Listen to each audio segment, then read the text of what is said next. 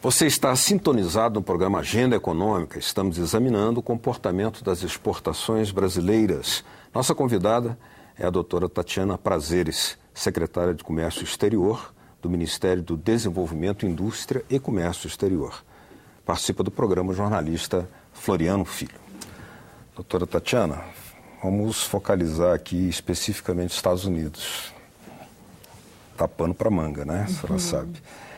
Tem uma tabelinha aqui que vale a pena ouvir seus comentários, né? Em 2012, o Brasil exportou para os Estados Unidos 26,8 bilhões de dólares, com um crescimento de 3,5% em relação a 2011. Os produtos vendidos pelo Brasil foram óleos brutos de petróleo, 5,5 bilhões de dólares, com a participação de 20,8% sobre o total. Produtos semi-manufaturados de ferro e aço, 1,9 bilhão de dólares, 7,2% do total. Etanol, 1,5 bilhão de dólares, 5,7% total. Café cru em grão, 1 bilhão de dólares. Aviões, 957 milhões de dólares, o que corresponde a 3,6% da pauta toda exportada, né? O que esses números estão falando para nós? Bom, os Estados Unidos são um grande parceiro comercial para o Brasil, né? Hoje são o segundo parceiro comercial. Nos últimos 10 anos, eu diria que a relação se alterou de maneira significativa. O Brasil acumulava um superávit com os Estados Unidos, passou a acumular um déficit mais ou menos da mesma magnitude. Esse superávit chegou a 8 bilhões de dólares, o déficit passou a cerca de 8 bilhões de dólares, um pouco mais. No ano passado, houve uma redução do nosso déficit com os Estados Unidos. Na verdade, no ano passado, que as exportações brasileiras experimentaram uma redução para o resto do mundo, tiveram um crescimento para os Estados Unidos, um crescimento de 3,5%, portanto, as vendas para os Estados Unidos contribuíram para que a queda nas nossas exportações não fosse maior.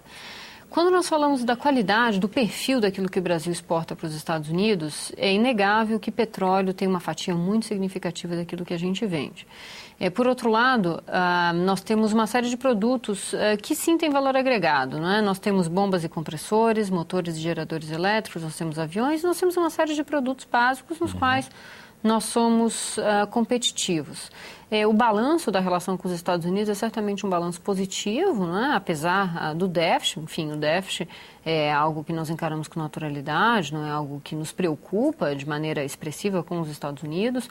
Uma série de produtos que o Brasil importa dos Estados Unidos, e aí eu destacaria máquinas, equipamentos, são produtos, enfim, necessários para a própria indústria brasileira. Os Estados Unidos, enfim, apresentam uma tendência de recuperação importante, um mercado diversificado, um mercado importante para as nossas vendas. Competir no mercado americano é algo importante para que as empresas brasileiras possam seguir competindo no mercado global. Agora, antes de mudar o assunto, a gente tinha superávit e abruptamente passamos a ter déficit. Foi o que a presidenta chama de tsunami monetário? O câmbio é certamente um fator muito importante a explicar a mudança no perfil do nosso comércio com os americanos, né? Agora, é interessante notar que, apesar disso, no último ano, nós conseguimos expandir as nossas vendas para os Estados Unidos, o que não é uma tarefa trivial, não só em função do câmbio, mas em função da situação econômica em que ainda vivem os americanos. Nossa expectativa é positiva, né? Evidentemente que o resultado geral das nossas vendas para os Estados Unidos está muito associado ao componente do petróleo.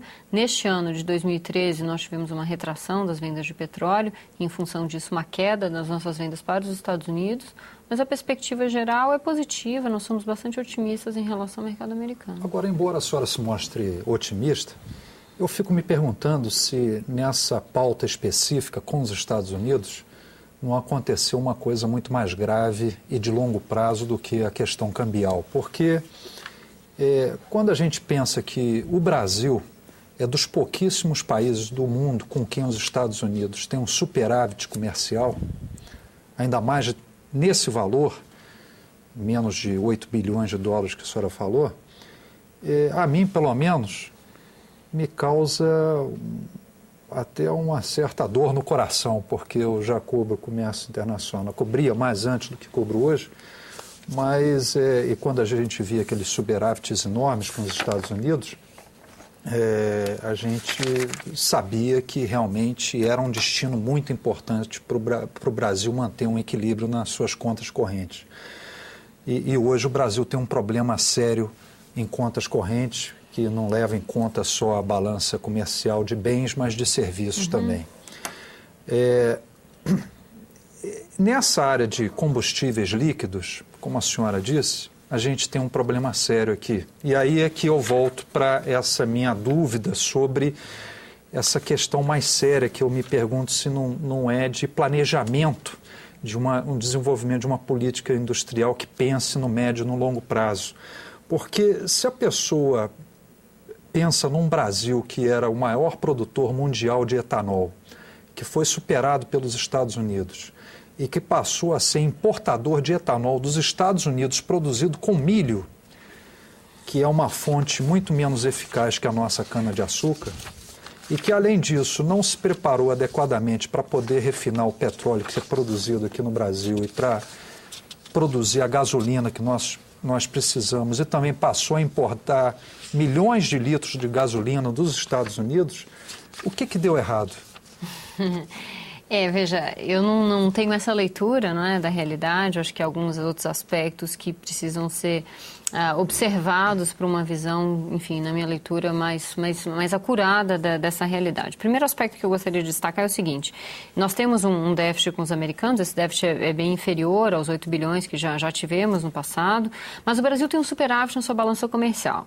Nós tivemos no ano passado um superávit de 19 bilhões de dólares, é um superávit expressivo que contribui para as nossas contas externas. O Brasil não pode pretender ter superávit com todos os seus parceiros comerciais. Essa não é, enfim, na nossa avaliação, a orientação correta, a estratégia correta. É importante que nós tenhamos, enfim, contas equilibradas, mas, enfim, a visão é de que não se deve buscar com cada um dos parceiros um superávit comercial. Com os Estados Unidos, nesse momento, nós temos sim um déficit, mas esse déficit é largamente compensado com superávites com outros países. Em relação ao etanol, enfim, há um esforço nesse momento de organização de uma nova política para o setor no Brasil. Tem bastante etanol no ano passado, houve um crescimento importante. No ano anterior, em função de preço de açúcar, houve uma maior exportação de açúcar do que de etanol. Agora, é importante também notar que os grandes países do mundo exportam e importam os mesmos produtos. O comércio intrafirma cresce em todos os países do mundo, os países buscam se inserir nas cadeias globais de valor, e esse perfil de comércio é bastante recorrente naqueles países que têm economias internacionalizadas. Então, não nos assusta importar algodão. Enfim, eu faço referência ao algodão porque no ano passado nós precisamos importar algodão. Neste ano nós batemos recorde de exportação de algodão. Isso enfim... Foi contencioso na OMC? O Brasil, enfim, saiu vitorioso num contencioso importante na OMC. Então, essa situação de exportar e importar o mesmo produto ou, enfim, o mesmo grupo de produtos é natural, e é assim que se comportam as economias que são inseridas internacionalmente de maneira competitiva. Nós, enfim, estávamos falando aqui de petróleo, de óleos combustíveis, gasolina, etc. Esse é, sim, um tema que nos chama a atenção. O Brasil está investindo em capacidade de refino. No começo deste ano, nós constatamos na balança um aumento importante de combustíveis e uma queda nas exportações de petróleo.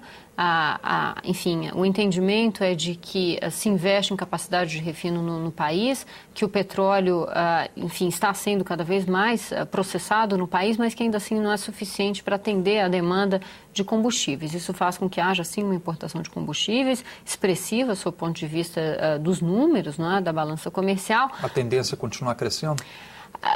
Veja, nestes primeiros meses do ano, a nossa expectativa é de importações significativas de combustíveis, derivados, etc. Agora, há também uma expectativa positiva de ampliação de capacidade de refino, que deve fazer com que, enfim, diminua, não é, essa pressão por importação de combustíveis. Vivemos num momento de demanda alta por combustíveis no país, e os investimentos feitos são exatamente para atender essa demanda. Isso afeta o nosso comércio exterior, é natural que seja assim. Doutora Tatiana, ainda sobre o etanol, até 2011 o Brasil brigava para vencer as dificuldades que os americanos colocavam à importação do nosso etanol, né, do etanol brasileiro. E tinha também uma tarifa de importação, né, que era... Isso expirou em 2011, né? Foi derrubado. Foi derrubado. Mas hoje os produtores norte-americanos se queixam de que o Brasil diminuiu de 25% para 20% a proporção do álcool misturado à gasolina, reduzindo o mercado para as importações, porque o Brasil também importa etanol, né? Eles sustentam que o teor de etanol na gasolina já foi reduzido várias vezes antes, quando o país não importava nada. O Brasil não importava. E também reclama dos supostos subsídios aos produtores nacionais em uma linha de crédito de 4 bilhões criada pelo BNDES, programa chamado ProRenova. Como é que a senhora encara essas queixas americanas? O jogo virou, né? Veja, não são... Essa equação é uma equação complexa, não é? Enfim, me parecem infundadas as queixas, porque o Brasil importa gasolina, óleo diesel, etc. Ou seja, enfim, se nós importamos esses produtos, não faz sentido a queixa de que nós estaríamos interessados em barrar, não é, a importação de etanol, quando, na verdade, nós precisamos de combustível, nesse momento, de combustível importado para, enfim, atender a demanda doméstica. Veja, no comércio internacional, esse tipo de queixa é comum, é recorrente. Às vezes elas procedem, às vezes não procedem. Eu tenho a impressão de que, nesse caso, a equação é complexa e a importação crescente de derivados de petróleo, enfim, me faz crer que essa tese... É choradeira sociológica mais do que econômica. Faz parte, mas não me parece procedente. Com relação à OMC, a Organização Mundial do Comércio, a gente tem aí um diplomata brasileiro agora que está querendo virar diretor-geral, está querendo concorrer, vai concorrer, né? Isso faz alguma diferença para o Brasil? Isso é bom que ele ganhe essa direção? É ruim para o Brasil? O que isso significa para o Brasil, ele ganhar ou perder? Bom, a candidatura do embaixador Roberto Azevedo é uma candidatura do governo brasileiro, né? É importante que seja dito. O governo brasileiro atribui grande importância ao OMC, ao multilateralismo comercial, às instituições internacionais que se dedicam ao comércio. E, enfim, o embaixador Roberto Azevedo tem ampla experiência com a organização, tem credibilidade, tem experiência, etc. E, na nossa visão, enfim, a liderança do embaixador Roberto Azevedo, não é, para a OMC significa fortalecimento do multilateralismo. Isso é muito importante para nós e, enfim, a nossa avaliação é de que é uma candidatura muito forte. Ele tem chance de vencer na sua avaliação? É a nossa avaliação. É um processo diferente de outros, há 9 candidatos, né? A organização nunca teve 9 candidatos ao posto de diretor-geral, a organização nunca teve um país em desenvolvimento à sua frente, e a nossa avaliação é de que o embaixador Roberto Azevedo, enfim, não só por vir de um país em desenvolvimento, mas especialmente por reunir enfim, capacidade de articulação, capacidade de diálogo, de engajamento de países como China, Estados Unidos, enfim, países envolvidos em desenvolvimento, tem condição de, enfim, contribuir para o aumento da credibilidade da própria OMC, que hoje vive seus desafios, né? Falando ainda da OMC, o Brasil está estudando aí, poderá ingressar, se fala, com uma ação contra países que estão impondo barreiras comerciais à exportação da carne bovina brasileira. Vai ter que ser por via da ação ou será possível encontrar outro caminho intermediário, negociador? Bom, nós esperamos que um contencioso não seja necessário, mas, se for necessário, não hesitaremos em acionar mais uma vez o mecanismo de solução de controvérsias da OMC. Os senhores sabem, o Brasil tem larga experiência em disputas comerciais na OMC e tem um histórico muito positivo de vitórias, né, no sistema de solução de controvérsias. Enfim, falamos aqui de aviões, o Brasil já ganhou uma disputa de aviões, ganhou disputa em algodão, falamos aqui também em açúcar, mencionamos aqui, frangos também, no passado nós já vencemos disputas relacionadas à carne de frango. E, se for necessário, enfim, nós abriremos novas consultas, eventualmente uma nova disputa nessa área. Esperamos que não seja necessário e eu explico por quê. A Organização Internacional de Sanidade Animal confirmou o status Sede lá em Paris, né? de risco negligenciável para a vaca louca no Brasil, ou seja, confirmado o status de qualidade da carne brasileira, não há fundamento técnico, científico para uma barreira comercial à carne brasileira em função desse motivo. Então, enfim, caso persista alguma dificuldade relacionada a essas exportações, o Brasil está convencido de que tem um caso, de que tem bons argumentos para derrubar essas barreiras. E o Brasil é um dos países com maior número de contenciosos lá na OMC. Os contenciosos são essas disputas comerciais julgadas lá por aqueles painéis lá em Genebra. Olhando para o mundo, onde é que se percebem os maiores problemas ou as maiores oportunidades para o Brasil hoje, fora essas que a gente já mencionou aqui, na África, na América do Sul? Quando a gente pensa, por exemplo, na União Europeia, que a gente quase não mencionou aqui nessa entrevista, né, com essa crise aí na Europa, agora esses problemas lá, a gente está falando aqui de carne, essa questão da carne de cavalo que eles estão descobrindo em vários países da Europa e o Brasil, ao mesmo tempo, paradoxalmente, enfrentando essas barreiras com carne de boi mesmo, né? Carne bovina que vem do cavalo, botam lá que é carne bovina, mas vem do cavalo. A gente queimou a língua. Então, onde é que estão, pensando também na União Europeia, em outros países asiáticos, além da China e do Japão, que normalmente estão logo na primeira linha do nosso raciocínio, onde é que estão outros problemas ou oportunidades para o Brasil?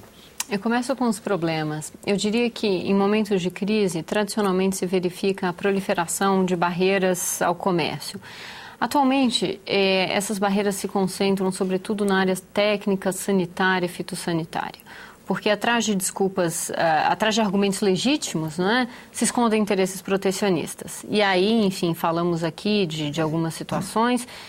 União Europeia, por exemplo, recentemente foi editado um regulamento que trata de certificação para móveis. E isso, enfim, na prática pode sim criar um obstáculo às nossas exportações, apenas para, enfim, dar um exemplo. Os americanos acabaram de editar um regulamento para a sanidade de alimentos. Então, enfim, cria uma série de exigências burocráticas, técnicas, de certificação, de homologação, de inspeção, né, que na prática se traduzem em barreiras ao comércio, áreas técnicas, sanitárias, fitossanitárias. Eu acho que, enfim, são desafios para o comércio mundial, especialmente em momentos de crise como esse que nós estamos vivendo. Por outro lado, no aspecto das oportunidades, eu chamaria atenção para os países que continuam crescendo a despeito da crise.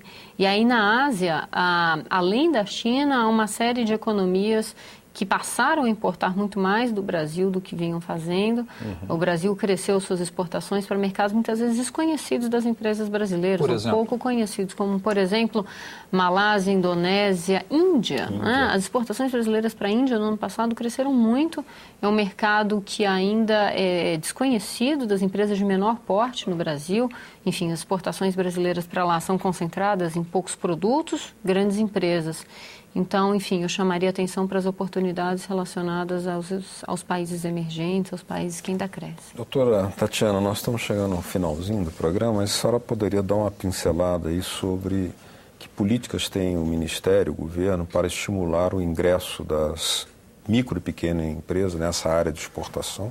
Se estão atentas, estão atualizadas, se não estão, se há estratégias, e também, em alguns casos, das prefeituras, ou seja, o potencial exportador dessa turma toda, desse leque, já é de pleno conhecimento, tem uma estratégia, há uma política para isso? Certamente. É um desafio para o Brasil incluir novas empresas na sua base exportadora, especialmente empresas de menor porte. Historicamente, a fatia, né, das empresas de menor porte nas nossas exportações é pequena, cerca de 5% do que o Brasil exporta. Enfim, é exportado por empresas de menor porte. Quais são os principais produtos? Tem produtos como calçados, móveis, confecções, enfim, apenas para ilustrar alguns exemplos. E há uma série de medidas em diferentes áreas para estimular o ingresso dessas empresas. Há medidas relacionadas à simplificação de operações, isso é importante para as empresas. Enfim, nós lançamos um novo sistema que chama NovoEx, que permite que se faça tudo online, etc. Há medidas relacionadas a financiamento. Reduzir o custo de financiamento para as empresas é algo importante. Há medidas relacionadas a acesso ao mercado, redução de barreiras, negociação, né, com os países, especialmente da região, para garantir o acesso ao mercado aos países vizinhos. E há medidas de promoção comercial. Promoção comercial pode fazer diferença para empresas de menor porte, sobretudo por meio do apoio da nossa agência de promoção de exportações. Então, enfim, por meio dessas medidas, nós estamos buscando aumentar a participação das empresas. Nós lançamos o Plano Nacional da Cultura Exportadora, que articula os estados no esforço exportador. Nós temos para cada estado um plano com prioridades, né, setoriais, em função da vocação, do interesse exportador dos estados, e ações específicas em cada estado, exatamente para, enfim, explorar que têm vocação, que têm potencial exportador, mas ainda não estão no mercado externo. Então, em articulação com os estados, nós exatamente pretendemos acessar empresas que ainda não exportam, mas que poderiam exportar. Ok. Bom, chegamos ao final do nosso programa Agenda Econômica por hoje. Queríamos agradecer, sobretudo, a sua audiência, você de casa que sempre está atento aí e que com suas opiniões ou críticas, por que não, nos ajudam esse programa, e elas são muito bem-vindas, podem ser enviadas para esse endereço que está aí na sua telinha, o www.senado.leg.br/TV. Muito obrigado mesmo pela sua audiência. Queremos agradecer a doutora Tatiana Prazeres pela gentileza de ter atendido o nosso convite. Muito obrigado. E também ao meu colega jornalista Floriano Filho. Até o próximo Agenda Econômica. Tchau.